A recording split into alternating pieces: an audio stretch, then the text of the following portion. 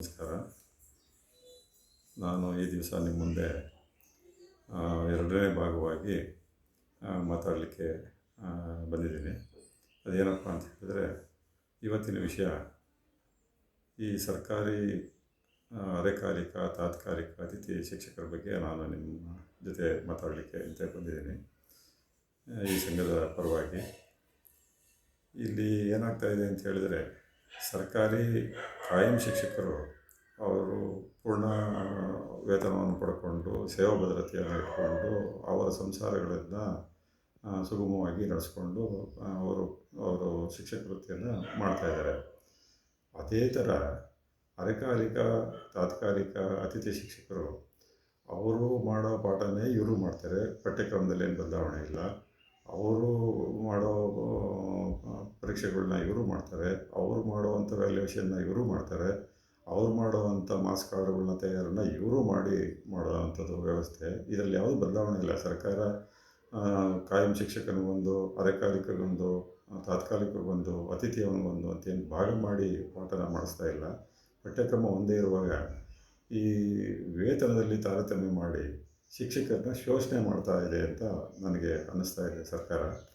ಇದು ತಪ್ಪು.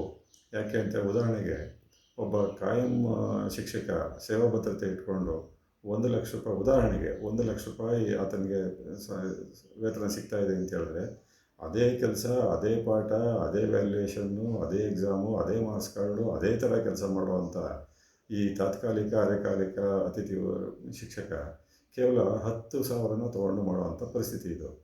ಯಾಕೆ ಅದನ್ನು ಮಾಡಬೇಕು? ಅದು ತಪ್ಪಲ್ವೇ ಅನ್ನೋದು ನಂದು. ಇದರಲ್ಲಿ ನನ್ನ ವಾದ ಏನಂತ ಹೇಳಿದರೆ, ಈಗ ಸರ್ಕಾರಕ್ಕೆ ಒಬ್ಬ ನಿವೃತ್ತಿ ಆದ ತಕ್ಷಣ ಅಲ್ಲಿಗೆ ನೇಮಕ ಮಾಡ್ಕೊಳ್ಳೋದಕ್ಕೆ ಸ್ವಲ್ಪ ತಡ ಆಗುತ್ತೆ, ಇಲ್ಲ ಅಂತ ಹೇಳಲ್ಲ. ಅದೆಷ್ಟಾಗ್ಬೋದು, 6 ತಿಂಗಳಾಗ್ಬೋದು, 1 ವರ್ಷ ಆಗ್ಬೋದು, ಅಥವಾ 2 ವರ್ಷ ಆಗ್ಬೋದು ಮ್ಯಾಕ್ಸಿಮಮ್. ಅಷ್ಟರೊಳಗಡೆ ಅವರು ವ್ಯವಸ್ಥೆ ಮಾಡಬೇಕು. ಆ 2 ವರ್ಷಕ್ಕೆ ಏನು ಮಾಡಬೇಕು, ಸರ್ಕಾರಿ ಶಿಕ್ಷಕ ಏನು ವೇತನವನ್ನು ಪಡಿತಾ ಇದ್ದಾನೆ ಕಾಯಂ ಶಿಕ್ಷಕ, ಅದರದ ಮೂಲ ವೇತನವನ್ನು ಇವನಿಗೆ ಕೊಡಬೇಕು 1 ವರ್ಷದ ಮಟ್ಟಿಗೆ, ಅಥವಾ ಜಾಸ್ತಿ ಅಂದರೆ 2 ವರ್ಷದ ಮಟ್ಟಿಗೆ. 2 ವರ್ಷದ ನಂತರ ಒಂದು ವೇಳೆ ಸರ್ಕಾರ ನೇಮಕಾತಿ ಮಾಡಲಿಲ್ಲ ಅಂತ ಹೇಳಿದ್ರೆ, ಅವನನ್ನು ಆಟೋಮೆಟಿಕ್ಕಾಗಿ 3ನೇ ವರ್ಷಕ್ಕೆ ಕಾಯಂಗೊಳಿಸ್ಬೇಕು. ಯಾಕೆ ಕಾಯಂಗೊಳಿಸ್ಬೇಕು ಅಂತ ಹೇಳಿದ್ರೆ, ಅದು ನಿಂತ ಸರ್ಕಾರದ ತಪ್ಪು, ಅದು ಆ ವ್ಯಕ್ತಿ ತಪ್ಪಲ್ಲ, ಆ ಶಿಕ್ಷಕನ ತಪ್ಪಲ್ಲ. ಅದರಿಂದ ಅವನಿಗೆ ಶೋಷಣೆ ಮಾಡ್ದಂಗೆ ಆಗುತ್ತೆ, ಅವನ ಜೀವನನ ನಾಶ ಮಾಡ್ದಂಗೆ ಆಗುತ್ತೆ. ಈಗ ನಾವು ತಿಳ್ಕೊಂಡಿರೋ ಪ್ರಕಾರ ಈ ಅರೆಕಾಲಿಕ ತಾತ್ಕಾಲಿಕ ಶಿಕ್ಷಕರು ಸುಮಾರು 10, 15, 20 ವರ್ಷ, 25 ವರ್ಷ ಕೆಲಸ ಮಾಡಿರೋರು ಕೂಡ ಇದ್ದಾರೆ.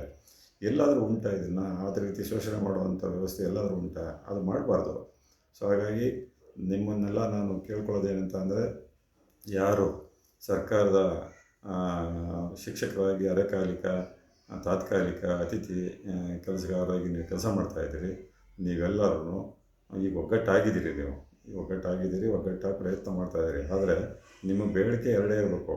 1 ವರ್ಷ ಅಥವಾ 2 ವರ್ಷದೊಳಗಡೆ ಆ ಜಾಗಕ್ಕೆ ಕಾಯಂ ಮಾಡಬೇಕು. ಕಾಯಂ ಮಾಡದೇ ಇದ್ದರೆ ನೀವೇನಿದ್ರೆ ನಿಮ್ಮನ್ನೇ ಕಾಯಂಗೊಳಿಸ್ಬೇಕು, ಆಟೋಮೆಟಿಕ್ಕಾಗಿ ಕಾಯಂಗೊಳಿಸ್ಬೇಕು.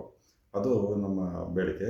ಅಲ್ಲಿವರೆಗೂ 2 ವರ್ಷದೊಳಗಡೆ ಅವರು ನಿಮಗೆ ಏನು ಸರ್ಕಾರಿ ಕಾಯಂ ಶಿಕ್ಷಕರಿಗೆ ವೇತನ ಕೊಡ್ತಾರೆ, ಅದರ ಮೂಲ ವೇತನ ಕೊಡಬೇಕು.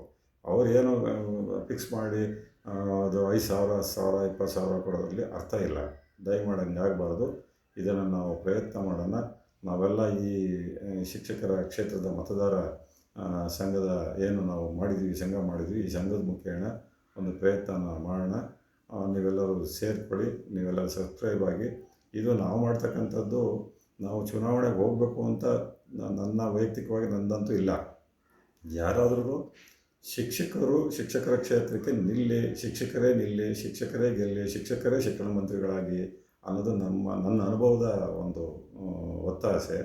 ಸೊ ಹಾಗಾಗಿ ಯಾರು ಬಂದರೂ ಕೂಡ ಅವರಿಗೆ ಮುಂದಕ್ಕೊಂದು ದಾರಿನ ಮಾಡೋಣ. ಒಂದು 25 ವರ್ಷ ಕೆಲಸ ಮಾಡಿ, ಒಂದು 50 ವರ್ಷ ವಯಸ್ಸಾಗಿರೋರು ಇದರಲ್ಲಿ ಬಂದು ನಿಂತ್ಕೊಂಡ್ರೆ ಅವ್ರದ್ದೇ ಆದಂಥ ಅನುಭವ ಇರ್ತದೆ, ಅವರು ಶಿಕ್ಷಕರ ಪರವಾಗಿ ಕೆಲಸ ಮಾಡ್ತಾರೆ ಅಂಥೇಳಿ ನನ್ನ ಅನಿಸಿಕೆ. ಈಗ ಯಾವುದೇ ಕಾರಣಕ್ಕೂ ಏನು ತಾತ್ಕಾಲಿಕ ಅರೆಕಾಲಿಕ ಶಿಕ್ಷಕರಿದ್ದೀರಿ ಶಾಲಾ ಕಾಲೇಜುಗಳಲ್ಲಿ, ಅದೆಲ್ಲ ಕಡೆಯೂ ಇದೆ, ಒಂದೇ ಕಡೆ ಅಲ್ಲ. ಸ್ಕೂಲು, ಕಾಲೇಜುಗಳು, ಯೂನಿವರ್ಸಿಟಿ, ಈ ಥರ ಎಲ್ಲ ಇಂಜಿನಿಯರಿಂಗು, ಮೆಡಿಕಲ್ ಕಾಲೇಜ್ ಎಲ್ಲ ಕಡೆಯೂ ಇದೇ ಥರ ನಡೀತಾ ಇದೆ. ಇದಾಗಬಾರ್ದು. ಇದನ್ನು ನಾವು ತಡಿಬೇಕು ಅಂತಿದ್ದರೆ ನಾವೆಲ್ಲ ಒಂದಾಗಬೇಕು. ದಯಮಾಡಿ ನೀವೆಲ್ಲರೂ ಈ ಸಂಘಕ್ಕೆ ಬೆಂಬಲವನ್ನು ಸೂಚಿಸಿ ಇದನ್ನು ಈ ಸಂಘಕ್ಕೆ ತಾವೆಲ್ಲ ಸಬ್ಸ್ಕ್ರೈಬ್ ಆಗಿ ಇದ್ರ ಮುಖಾಂತರ ನಿಮ್ಮ ವಾಟ್ಸಪ್ ಗ್ರೂಪ್ನಲ್ಲಿ ನೀವೆಲ್ಲ ಸೇರಿಕೊಂಡು ಇದನ್ನು ಹೆಚ್ಚಾಗಿ ಪ್ರಚಾರ ಕೊಟ್ಕೊಂಡು ಸಂಘಟಿತರಾಗಿ ಇದ್ರ ಮುಖೇನ ನಾವು ಸರ್ಕಾರಕ್ಕೆ ನಮ್ಮ ಮನವಿಯನ್ನು ಸಲ್ಲಿಸಿ ಇನ್ನು ಮುಂದೆ ಇದು ಆಗದ ರೀತಿಯಲ್ಲಿ ತಡೆಯೋದಕ್ಕೆ ನಾವೇ ಒಂದು ದಾರಿನ ಮಾಡೋಣ. ಶಿಕ್ಷಕರಾದವರು ನಾವೇ ಇದನ್ನು ಸರಿಪಡಿಸ್ಕೊಳ್ಳಿಲ್ಲ ಅಂತ ಅಂದರೆ ಬೇರೆ ಯಾರು ಸರಿಪಡಿಸೋಕ್ಕಾಗತ್ತೆ? ಹಾಗಾಗಿ ಸಂಸ್ಕಾರವುಳ್ಳ ಶಿಕ್ಷಕರಾದ ನಾವುಗಳೆಲ್ಲ ಒಟ್ಟಿಗೆ ಸೇರಿಕೊಳ್ಳೋಣ. ನಮ್ಮಲ್ಲೇ ಸಂಸ್ಕಾರ ಬೆಳೆಯಿಲ್ಲ ಅಂತ ಹೇಳಿದ್ರೆ ನಾವು ವಿದ್ಯಾರ್ಥಿಗಳಿಗೆ ಏನು ಸಂಸ್ಕಾರ ಕೊಡೋಕ್ಕೆ ಸಾಧ್ಯವಾಗುತ್ತೆ?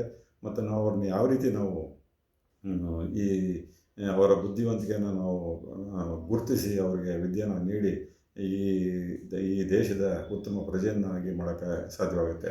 ನಾವೇನಾದರೂ ಸೋತ್ವಿ ಅಂತ ಹೇಳಿದ್ರೆ ದಿನ ಬೆಳಿಗ್ಗೆ ಈ ಥರ ಒಂದು ಅವ್ಯವಸ್ಥೆ ಇರತಕ್ಕಂಥದ್ದೇ ಸೃಷ್ಟಿಯಾಗುತ್ತೆ ಬಿಟ್ಟರೆ ಸಮಾಜ ಇದು ಉತ್ತಮ ಸಮಾಜ ಆಗೋಕ್ಕೆ ಅವಕಾಶ ಆಗಲ್ಲ ಅಂತ ನನ್ನ ಅನಿಸಿಕೆ. ಹಾಗಾಗಿ ನಾವು ಶಿಕ್ಷಕರು ನಾವೇ ಇದನ್ನು ಸರಿ ಮಾಡಬೇಕಾದ್ರಿಂದ ನಾವೆಲ್ಲ ಒಂದಾಗೋಣ ಅಂಥೇಳಿ ಒಂದಾಗೋಕ್ಕೋಸ್ಕರ ನೀವೆಲ್ಲ ಸೇರಿಕೊಳ್ಳಿ, ಕೈ ಜೋಡಿಸಿ ಈ ಪ್ರಯತ್ನಕ್ಕೆ ಅಂಥೇಳಿ ನಾನು ಮನವಿ ಮಾಡ್ಕೋತಾ ಇದ್ದೀನಿ. ಇನ್ನೊಮ್ಮೆ ಹೇಳ್ತೀನಿ, ನಾನು ಯಾವ ಶಿಕ್ಷಕರ ಕ್ಷೇತ್ರಕ್ಕೆ ಚುನಾವಣೆ ನಿಲ್ಲಬೇಕು ಅಂತ ನಾನು ಬಯಸಿಲ್ಲ. ನಿಮ್ಮ ತಲೆಯಲ್ಲಿರಲಿ, ನಾನು ಬಯಸೋದಿಲ್ಲ. ಯಾರಾದರೂ ಮುಂದೆ ಬಂದು ಇದನ್ನು ಜವಾಬ್ದಾರಿ ಎತ್ಕೊಂಡು ಈ ಶಿಕ್ಷಕರ ಏನು ಸಮುದಾಯ ಇದೆ ಇದನ್ನು ಉಳಿಸ್ಕೊಡಿ, ಶಿಕ್ಷಕರಿಗಾಗಿ ಒಂದು ಸೇವೆ ಮಾಡೋಕ್ಕೆ ಮುಂದೆ ಬನ್ನಿ ಅಂಥೇಳಿ ತಮ್ಮನ್ನು ನಾನು ಈ ಸಂದರ್ಭದಲ್ಲಿ ಬೆಳ್ಕೊತಾ ಇದ್ದೀನಿ. 2026ರಲ್ಲಿ ಬರ್ತಕ್ಕಂಥ ಈಗ ಚುನಾವಣೆ ಏನಿದೆ, ಬೈ ಆ್ಯನ್ಯುವಲ್ ಎಲೆಕ್ಷನ್ನು, ಅದರಲ್ಲಿ ನೀವು ತಯಾರಾಗಿ ಮುಂದೆ ಬನ್ನಿ. ಇದು ನಮ್ಮ ಸಂಘ ನಿಮಗೆ ಬೆಂಬಲ ಕೊಡುತ್ತೆ. ನೀವು ಪ್ರಯತ್ನ ಮಾಡಿ. ಆಗೋದು ಬಿಡೋದು ನಮ್ಮ ಕೈಲಿಲ್ಲ. ಮುಂದೊಂದು ದಿನ ಇದು ಒಳ್ಳೆಯದಾಗೇ ಆಗುತ್ತೆ. ಅದಕ್ಕೆ ನೀವೆಲ್ಲ ಕೈ ಜೋಡಿಸಿ ಅಂತೇಳಿ ಮತ್ತೊಮ್ಮೆ ನಿಮ್ಮನ್ನು ಎಲ್ಲ ಶಿಕ್ಷಕರಲ್ಲಿ ನಾನು ಪ್ರಾರ್ಥಿಸ್ಕೊಳ್ತಾ ಇದ್ದೀನಿ.